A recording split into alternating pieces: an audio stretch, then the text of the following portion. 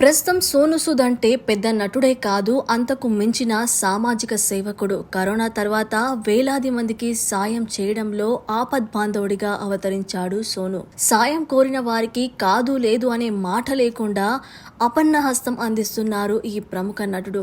నేడు ఆయన జన్మదినం సందర్భంగా సోను సూద్ పై ప్రత్యేక కథనం. సోను సూద్ 1973 జూలై 30న పంజాబ్లోని మోగా అనే పట్టణంలో జన్మించారు.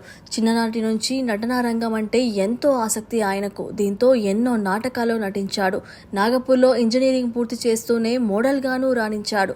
ఆ తర్వాత సినిమాలో ఛాన్స్ కోసం ముంబైకి చేరినా అక్కడ పెద్దగా అవకాశాలైతే రాలేదు. 1999లో కుల్లలగర్ అనే తమిళ సినిమాతో సౌమ్య నారాయణ అనే పూజారి పాత్రతో ఎంట్రీ ఇచ్చాడు. తర్వాత మరో తమిళ సినిమాలో గ్యాంగ్స్టర్గా నటించాడు.